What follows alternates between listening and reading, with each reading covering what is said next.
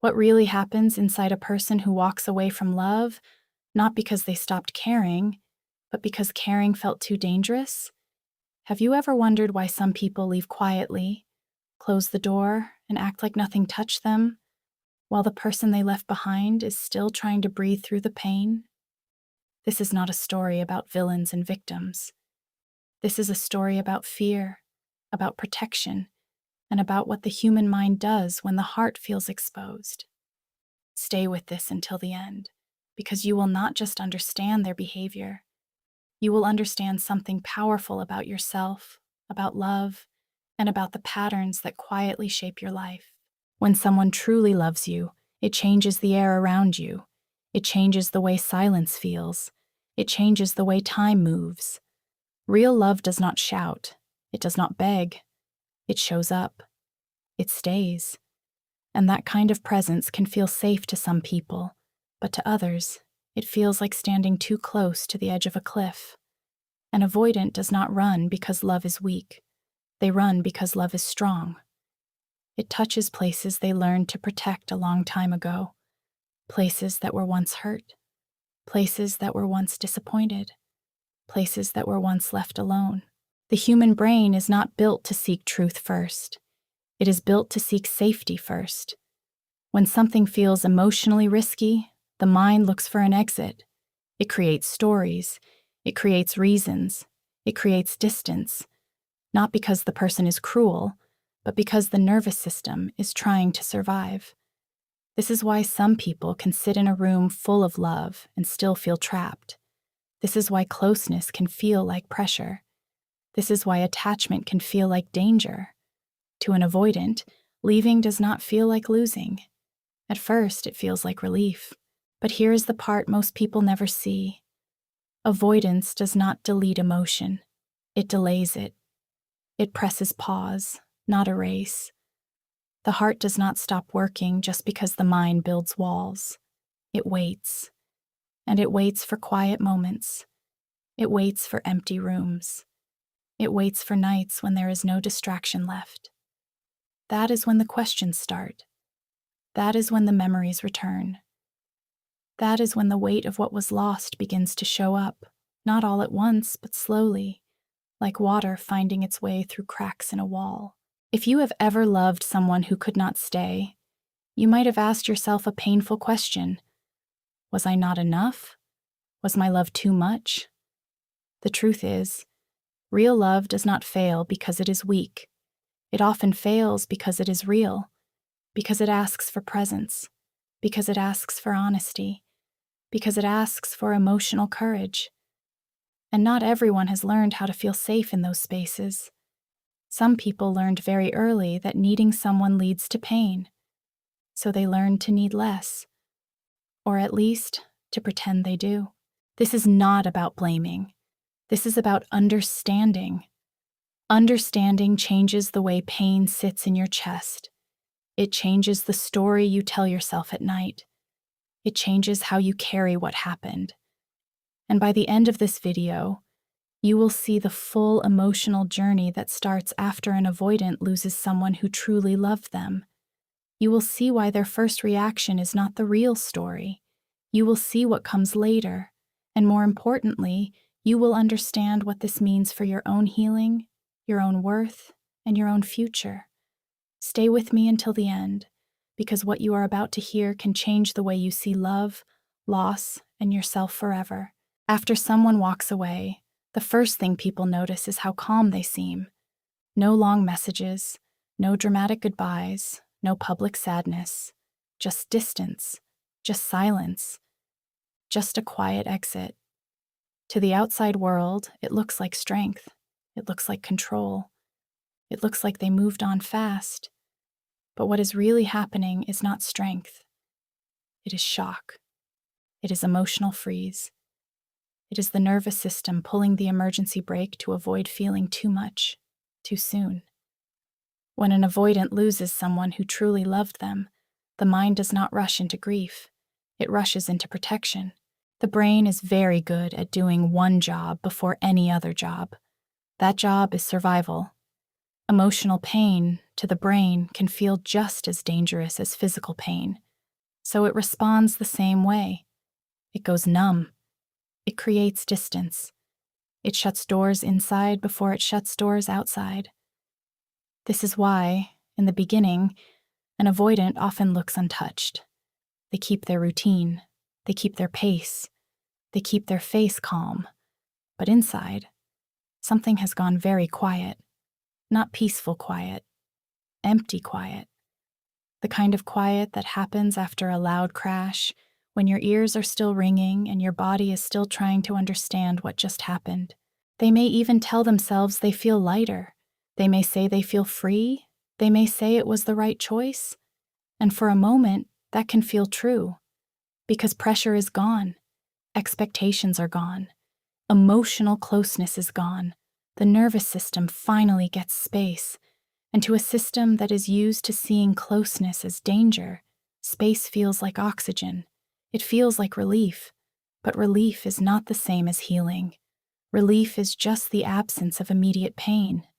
It does not mean the wound is gone. It only means it is not being touched right now. This is where many people get confused. They think, if someone can walk away so calmly, then they must not care. But care does not always look like chaos. Sometimes it looks like shutdown. Sometimes it looks like control. Sometimes it looks like silence. An avoidant does not disconnect because they feel nothing. They disconnect because they feel too much and do not know how to hold it safely. So they put it away. Deep. Very deep.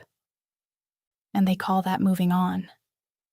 In these early days, the mind becomes very busy. It starts rewriting the story. It focuses on flaws. It remembers the hard moments. It magnifies every conflict. Not because those things were bigger than the love, but because the mind is trying to build a wall that is strong enough to keep the heart from going back. This is not lying. This is self-protection. If the mind can make the loss feel logical, it can keep the emotions from flooding in. Logic becomes a shield. Distance becomes a drug. They fill their time. They stay busy. They distract themselves. Work, noise, people, screens, anything that keeps the quiet away. Because in the quiet, feelings get louder. And right now, they are not ready to hear them. So they stay in motion. They stay occupied. They stay one step ahead of their own heart. And for a while, this works. Days pass, maybe weeks. On the surface, life looks normal again, but emotions do not disappear just because they are ignored. They wait. They wait for stillness. They wait for honesty. They wait for the moment when the distractions are not enough. And that moment always comes. It comes in small ways first. A song that hits too hard. A place that feels different. A memory that shows up without permission. At first, they push it away. They tell themselves it means nothing. They keep moving. Yet something has already changed. The silence starts to feel heavier. The space they wanted starts to feel larger than they expected. The freedom starts to feel empty instead of light. This is not regret yet. This is not full pain yet. This is the beginning of awareness, the beginning of the heart waking up from the freeze. There is a strange kind of loneliness that comes after losing someone who truly cared. It is not the loneliness of being alone. It is the loneliness of realizing that someone knew you, and now that space is quiet. Even avoidants feel this. They just feel it later. And when it starts, it does not come with drama. It comes with questions. Small ones at first. Why does this feel different than I thought it would? Why does this silence feel so loud? Why do I keep thinking about them when I thought I was done? This is where the real story begins. Not at the moment of leaving, not in the calm, not in the distance. It begins here, when the protection starts to crack and the heart starts to speak again. This is the point where the loss stops being an idea and starts becoming a feeling. And feelings, once they wake up, do not ask for permission. When the noise finally fades, when the days stop feeling rushed, when the distractions lose their power, something very honest begins to happen inside. The heart, which was quiet for a while, starts to speak again. Not in a loud way, not in a dramatic way. It speaks in small moments, in pauses, in sudden thoughts that arrive without warning, in a strange heaviness that shows up for no clear reason. This is the stage most people never see, the stage where the avoidant is no longer running, but also not yet ready to face everything. They are standing in between. At first, the mind still tries to stay in control. It says, "This is normal. Everyone thinks about the past sometimes." It says, "This doesn't mean anything." It says, "Keep going." And they do. They keep going. But something has shifted. The silence they wanted now feels different. It is not peaceful. It is not freeing. It feels unfinished, like a sentence that never reached its last word.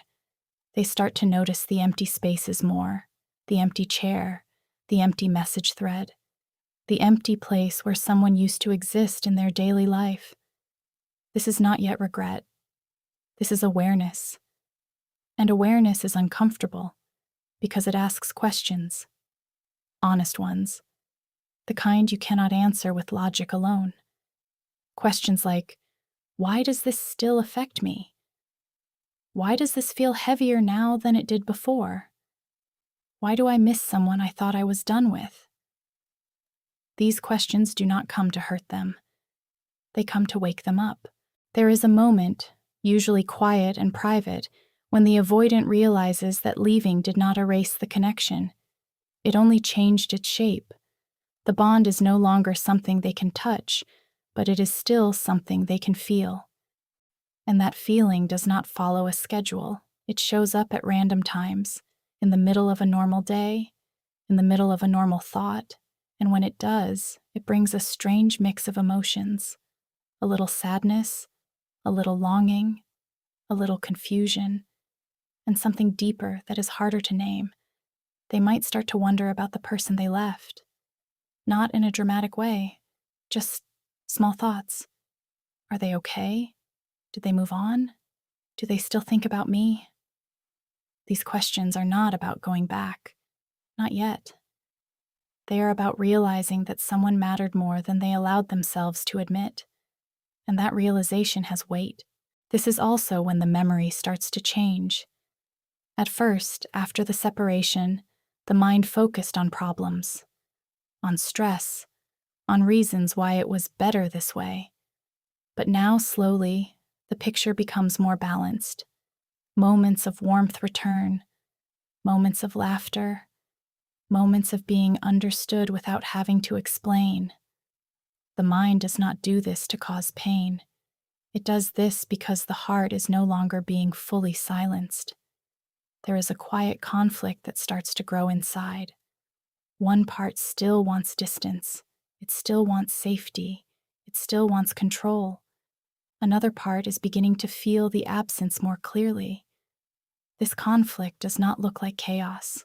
It looks like restlessness, like distraction that does not work anymore, like a feeling that something important is missing, even if life on the outside looks fine. This is where loneliness takes a new form. Not the loneliness of being alone, but the loneliness of knowing that someone once saw you in a way that few people ever will. And now that mirror is gone. Even avoidants feel this. They just feel it later, and often they do not know what to do with it when it arrives. They may try to replace the feeling. New conversations, new connections, new attention. But something feels different. Not worse. Just different. The depth is not the same. The safety is not the same. The quiet understanding is not the same. And this is when a strange comparison starts to happen, often without them realizing it. Every new person is measured against the one who left, not because they want to go back, but because the heart remembers what it felt like to be known. This is not about idealizing the past. It is about recognizing impact. Real connections leave marks. Even when you walk away, even when you tell yourself it was necessary, even when you believe you are fine. The human heart does not forget what felt safe, what felt real, what felt like home in some quiet way. There is also fear here, not loud fear, quiet fear, the kind that whispers, "What if I don't find that again? What if I already had something rare and I let it go?" This fear does not mean they are ready to change. It means they are starting to see the cost of their pattern, and that is a powerful moment. Because for the first time, the story is no longer just about escape. It becomes about loss. Not in a dramatic way, in a deep, honest way. The kind that sits with you, the kind that makes you think, the kind that slowly starts to open a door inside that was closed for a long time. This is the stage where the heart is no longer asleep, but the walls are still standing, where the truth is no longer hidden, but it is not fully accepted yet, where the mind and the heart are no longer on the same side. And when that happens, something very human begins to unfold. As time keeps moving, something subtle but important begins to change. The story they tell themselves about the past starts to shift. In the beginning, the mind needed distance, so it focused on what was heavy, what was difficult, what felt like pressure. That was not because those things were lies. It was because the mind was trying to protect itself from missing what it was not ready to face. But now, as the heart stays awake longer, memory starts to become more honest. They begin to remember moments they pushed away before. Not the dramatic ones, the quiet ones, the simple ones.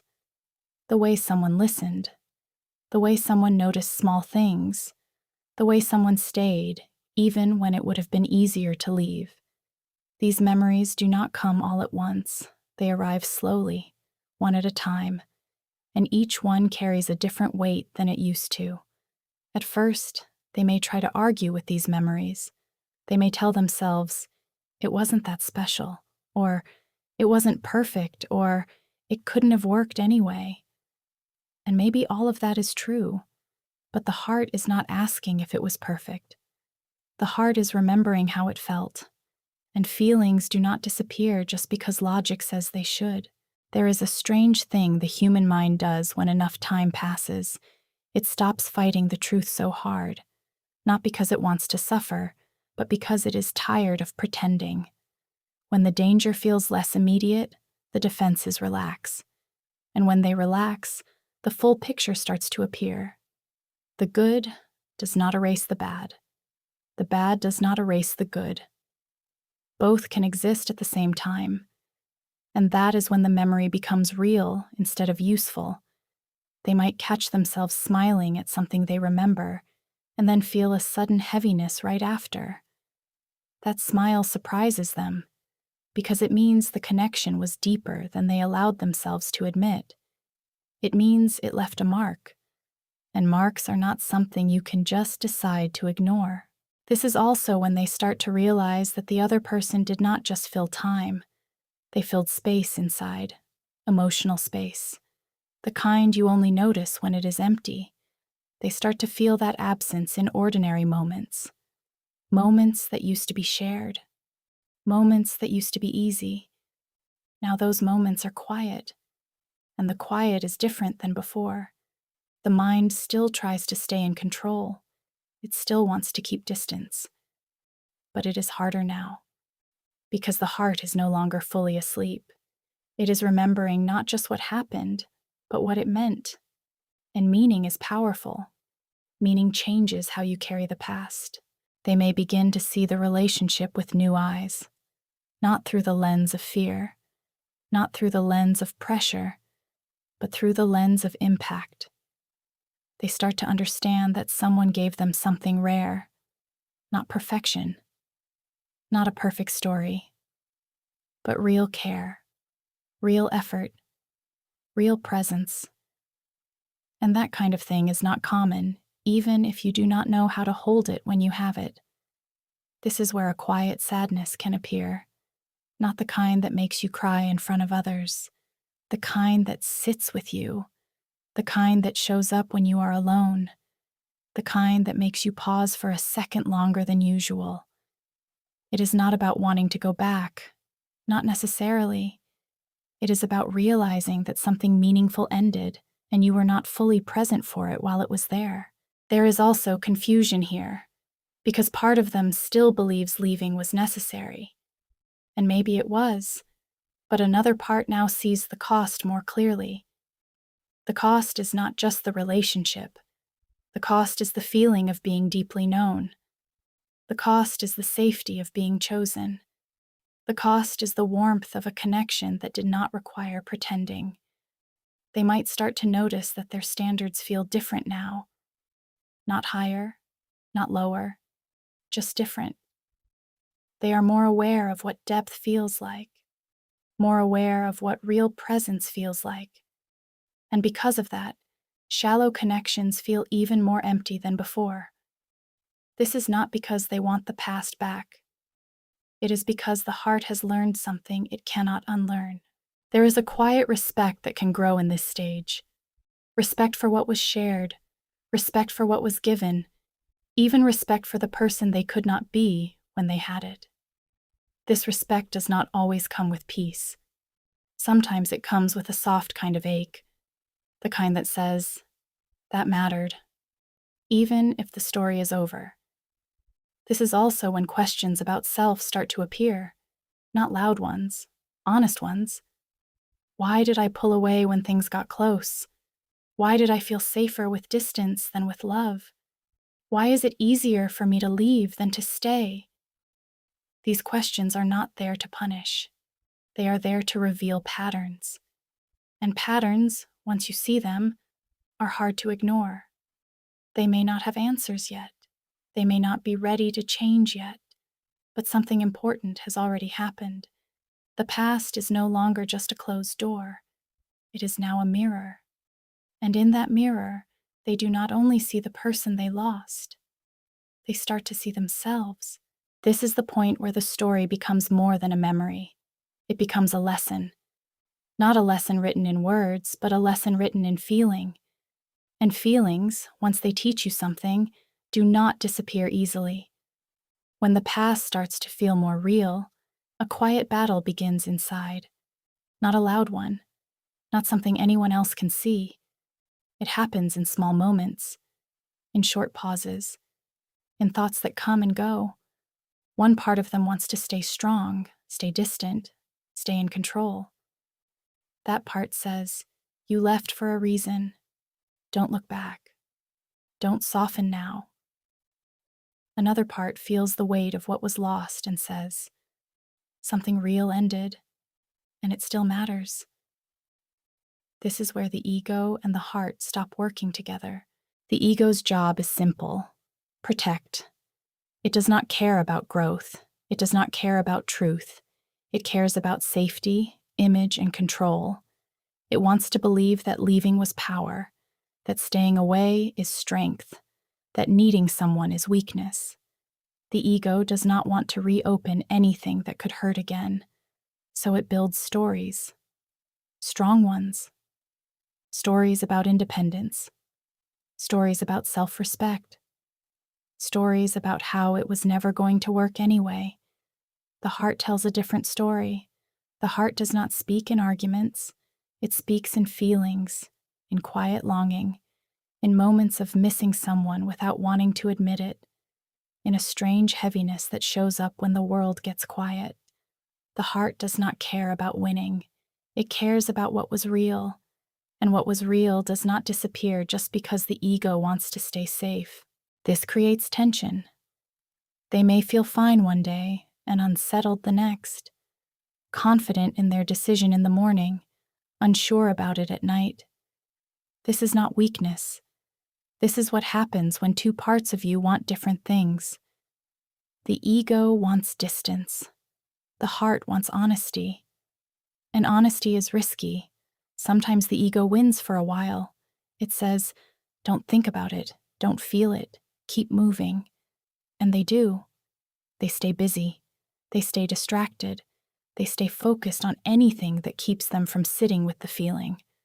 But the heart is patient. It does not rush. It waits for cracks. It waits for tired moments. It waits for the times when pretending takes too much energy. When those moments come, the heart reminds them of small things, not big dramatic memories, simple ones, a laugh, a look, a moment of feeling understood without needing to explain. These memories do not come to break them. They come to tell the truth. And the truth is, something meaningful existed, even if it ended, even if it was imperfect, even if they were not ready for it. The ego feels threatened by this, because if they admit it mattered, they also have to admit it hurt. And if they admit it hurt, they have to admit they cared. And caring is the very thing the ego tries to avoid. So it pushes back. It says, "You're just lonely. You're just romanticizing the past. You're better off this way." Sometimes those statements are partly true, but they are not the full truth. The full truth is rarely comfortable. The full truth is that you can be both safer and lonelier at the same time, that you can make a choice that protects you and still lose something important, that you can be strong and still miss someone. The ego does not like complicated truths. It likes simple ones, clean ones that keep the walls standing.